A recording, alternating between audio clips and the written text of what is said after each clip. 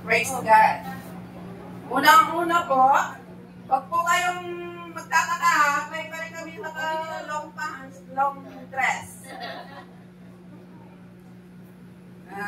Utos po ng tataas-taasan.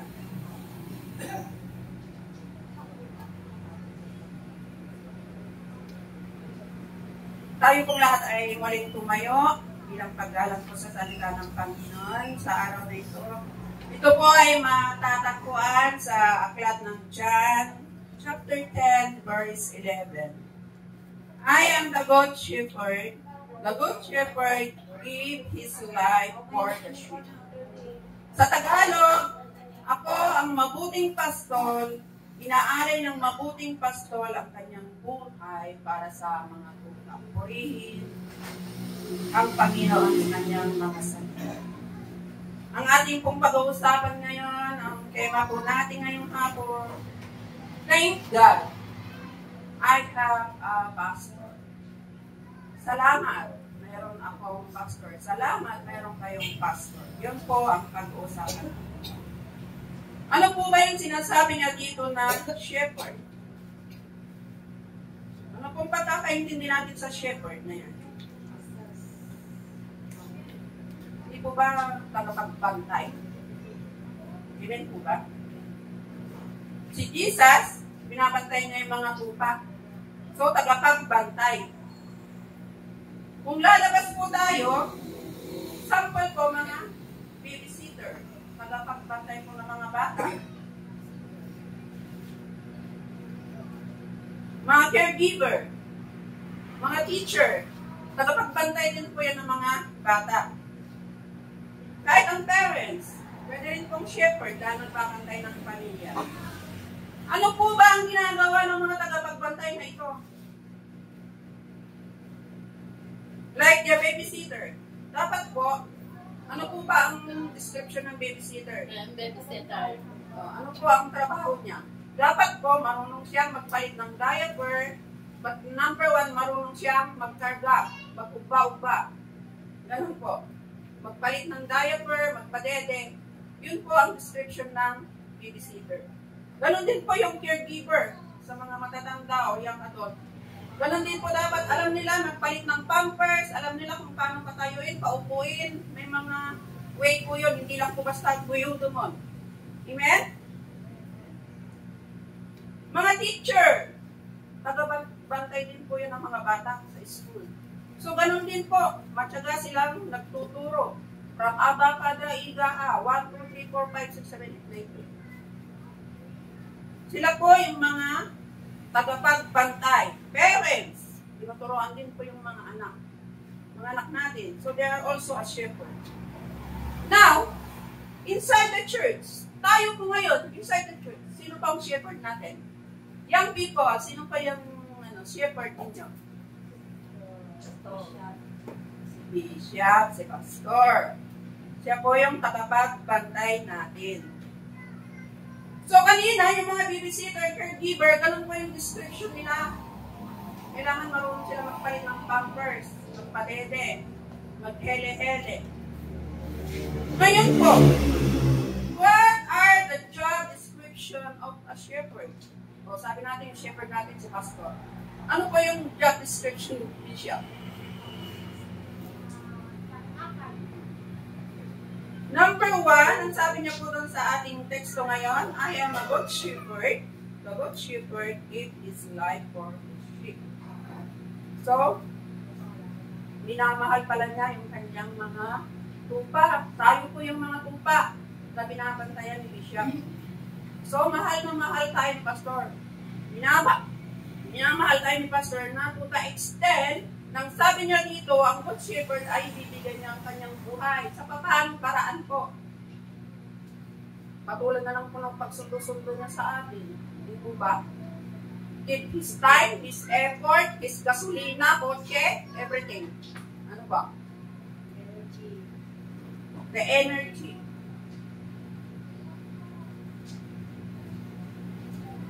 Love his sheep more than himself. mas mahalaga po tayong mga tupa niya kaysa kanyang sarili. Dahil yun nga po, minsan din na niya iniisip yung sarili niya, kahit pagod na siya. Pastor, pasundo man. Pastor, kuluntak man. Di po ba? Lahat po na tayo nararanasan yung ganung pagmamahal ni Bishop, na kahit pagod na siya, hindi po siya makahindi kasi ikaw po yung tupa niya. Responsibility ka ni Bishop.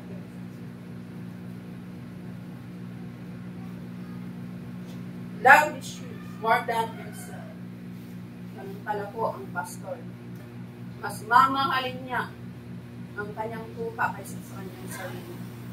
Kagaya po ng ginawa ni Jesus, di po ba? Nawawala yung isang tupa. Sinakripisyo niya yung 99 para hanapin lang yung isa. Ganun po kahalaga yung isang mawala sa atin.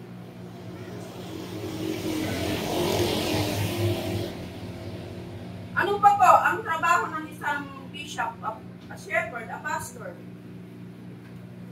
Teach his sheep. Tinuturuan niya ang kanyang mga tupa. Marami po tayong natututunan. Ang sabi niya doon sa Jeremiah 3:15, tayo po ay mag-search.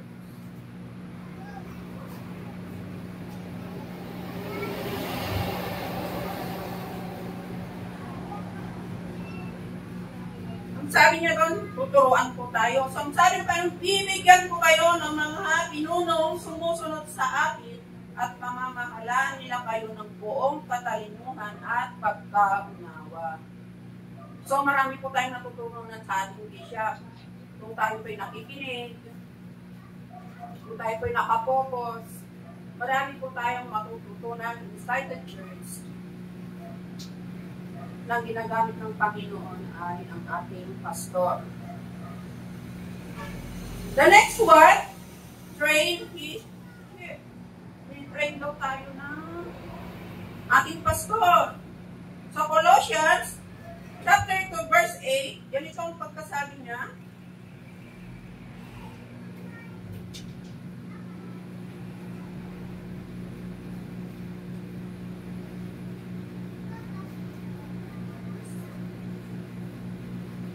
Magpakatatag kayo at patuloy na lumago sa pagkakilala sa Kanya.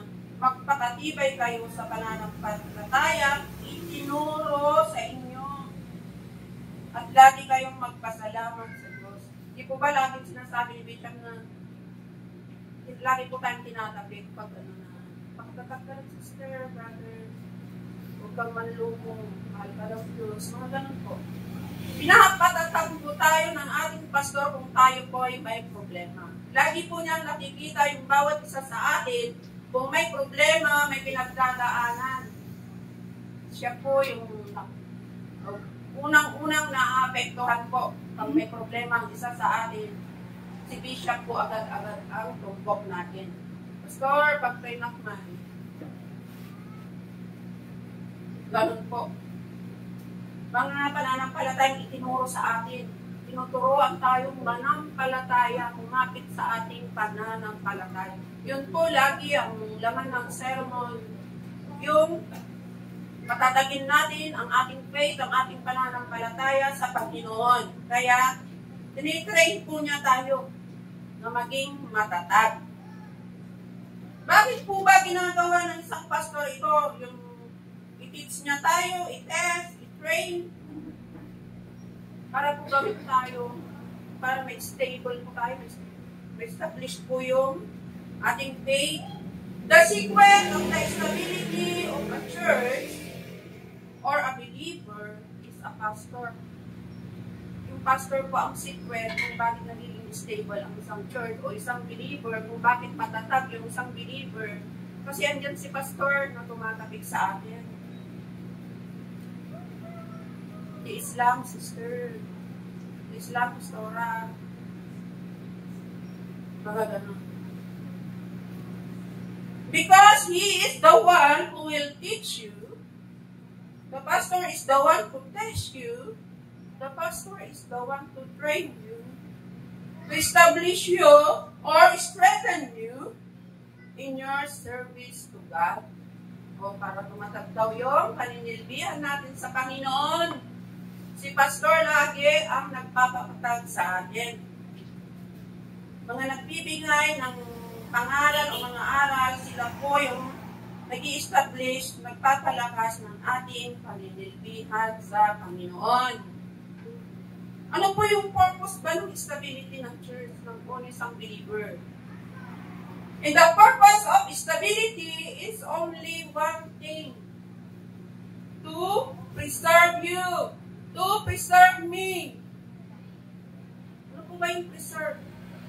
So mga pagkain ko, ilalagyan ko ng asin.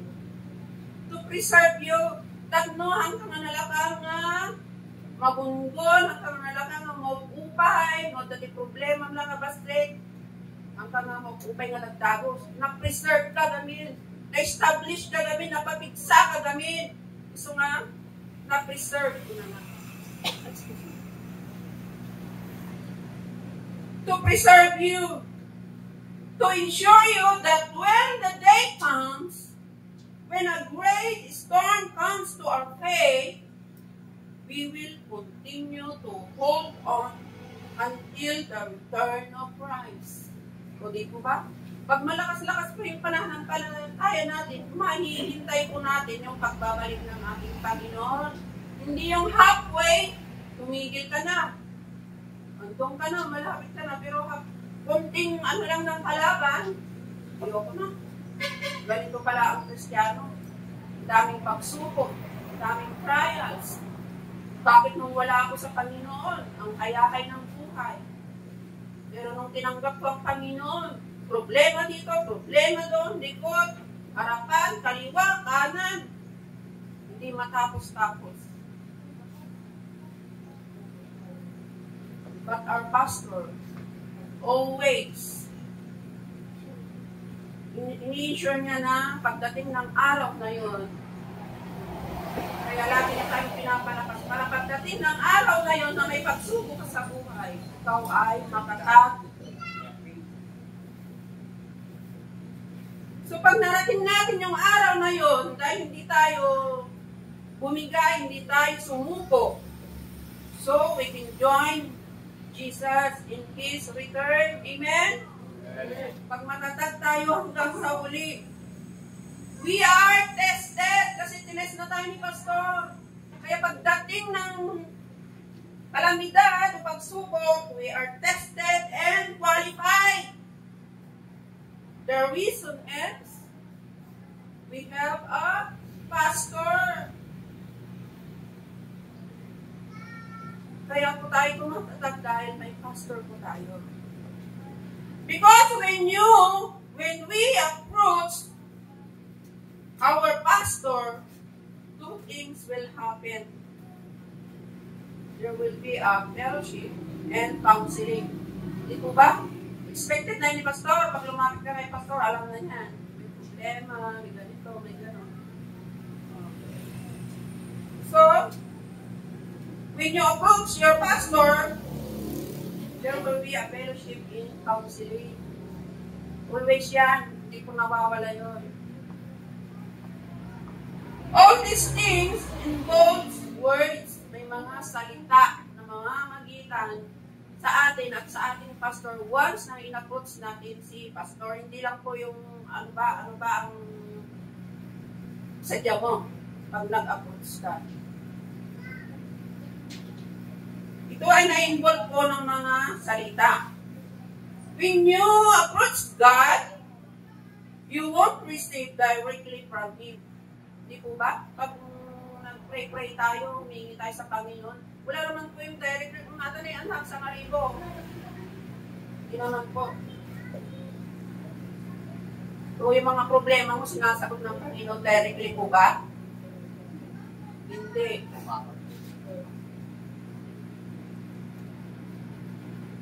You won't receive directly from Him because He has already given it. Pinagbigay na po ng Panginoon yung mga gawain na yan. Kanino po? Unang-una, yung kanyang mga salita na gusto nating marinig sa Panginoon ay binigay na po ng Panginoon. Dahil po dito. through His books. Kaya tayo po ay magbasa. Secondly, through His mouth. Ano po yun? Which is the pastor. Kay pastor na po natin maririnig yung mga salita ng Panginoon na gusto nating marinig. Dahil hindi naman na po magsasalita ang Panginoon sa atin directly. So, yun po ang trabaho ng ating pastor. Dami po yung trabaho, ano po? Ang sabi niya doon sa Romans,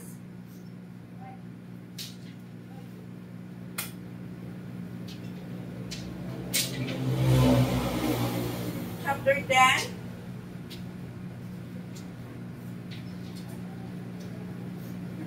verse 40.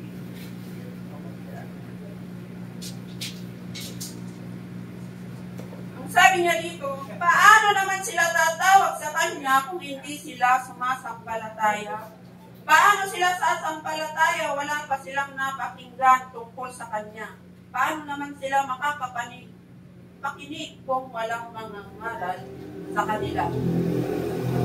Amen? So, napaka-importante po pala yung mga pastor na nangangaral ng mga salita ng Diyos para po tayo magkaroon ng pananampalataya. Dahil kung wala naman tayong naririnig na salita ng Panginoon, paano ka magkakaroon ng pananampalataya? So, salamat po sa ating pastor. We must be thankful dahil mayroon po tayong pastor na sumasalo lahat ng ating problema. Ito minsan di po natin nakikita. Kasi pastor din ay may problema. Mas inuuna niya yung problema mo, yung problema ko kaysa sa kanyang problema.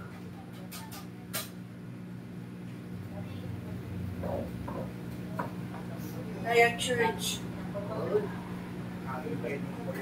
tayo'y maging mapagpasalamat dahil tayo po ay may pastor. Dahil siya po ang pinalaga ng Panginoon na maging magbantay sa atin, mag-aalaga sa atin. Sila po, mga pastor po, ang pinigay ng Panginoon. Sila po ay pinili ng Panginoon para sa bawat isa sa atin sa hapon na ito. Kaya i-search ko natin ang ating puso ngayon. Nagpapasalamat ka ba dahil may pastor ka? May nabago ba sa buhay mo dahil may pastor ka? Nagkaroon ka ba ng pananampalataya dahil may pastor ka? Andito ka ba ngayon dahil may pastor ka? Hallelujah. Tayo pong lahat ay tumayo. Nakawagan ko na po si Bishop for the conclusion.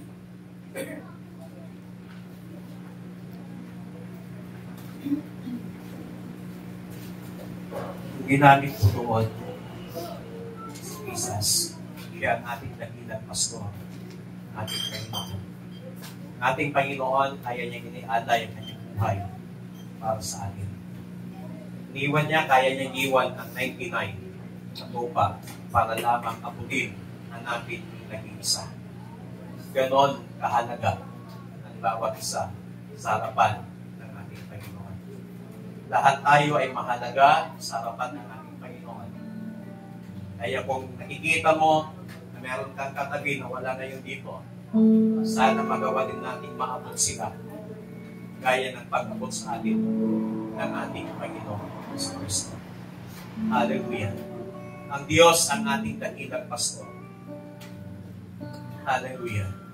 Ayan, marapat lamang na tayo ay magpasakop sa pamumuno, sa leadership ng ating Panginoong Kristo sa pamamagitan ng kanyang banal na Espiritu na iniwan ngayon dito sa ibabaw ng lupa.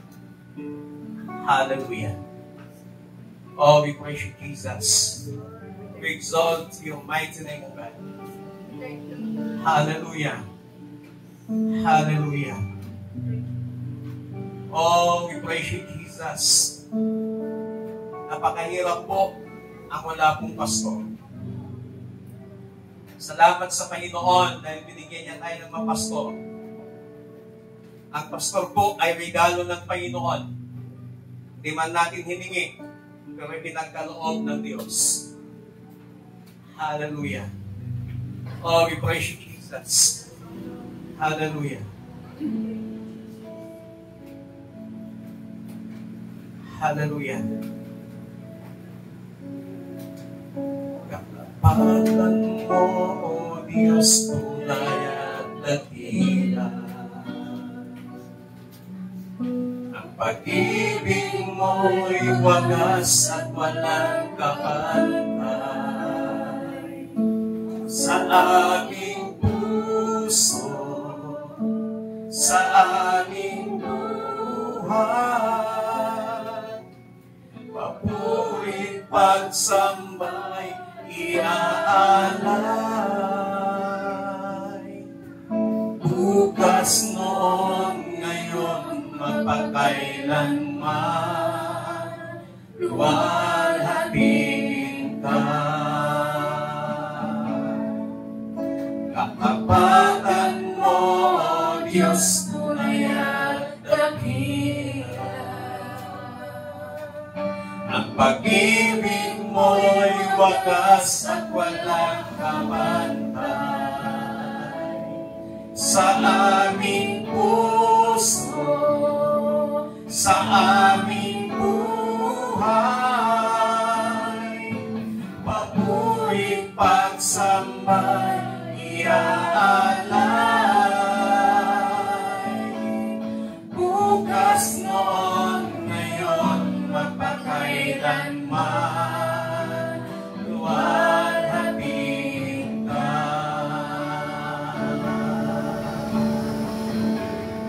Hallelujah. O Panginoon, hallelujah. Salamat sa pagkakaloob mo sa aming Panginoong Kristo, our great shepherd, na minsan kami ay nawala, pero hinanap kami ng aming Panginoong Isus. Hinanap kami ng aming pastor, Panginoon. Salamat, O God, for our great shepherd, our Lord Jesus Christ. Salamat sa kanyang buhay, na kung saan, dahil sa kanyang buhay, kami po ay nagkaroon ng kaligtasan. Panginoon, sa hapon po ito, aming pinapasalamatan ang iyong ginawa doon sa krus ng Kalbaryo. Aming pinapasalamatan ang sinakripisyo ng aming great shepherd na walang iba kundi ang aming Panginoong Isus. Salamat din sa pagkakaloob mo ng aming mga pastor sa aming mga local churches, O God. Salamat po sa kanilang mga buhay. Salamat po, Panginoon. Although na may kahinaan ng bawat pastor, dahil hindi naman po superman ang mga pastors, Panginoon, tao lang din po ang mga pastor, Panginoon. May mga kahinaan, kaya tulungan mo ang bawat pastor, Panginoon. Tulungan mo ang bawat mga lingkod mo, O Diyos, na itinalaga mo sa bawat iglesia, na itinalaga mo sa bawat simbahan. Panginoon, patuloy mo silang gabayan, pagpalain sa lahat ng aspeto ng kanilang mga buhay. Panginoon, maging ang kanilang mga emotion, O Diyos, patuloy mo itong panghawakan, patuloy mo itong control, Panginoon, sapagkat lahat ng mga pastor, sila po'y nagiging outlet ng problema ng mga members, Panginoon. Minsan ng mga pastor, wala na po silang outlet. Ikaw na lamang, Panginoon, ang aming mga outlet. Kaya ang aming panalangin, tulungan mo ang bawat isa. Tulungan mo may lingkod, Panginoon. Tulungan mo din ang mga bawat members, Panginoon, na pinagkatiwala mo sa bawat pastor, sa bawat iglesia. Salamat, Panginoon. Salamat po ng marami. Tunay nga napakatakila mo. Tunay nga napakatapat mo. Tunay nga na napakabuti mo, O Diyos. Hallelujah. Salamat, Panginoon. Salamat sa hapon po ito. Salamat sa iyong salita. Salamat, O Diyos. Salamat po ng marami. Salamat po ng marami. In Jesus Christ, mighty we pray. Amen. Palakpakan po natin ang Panginoon.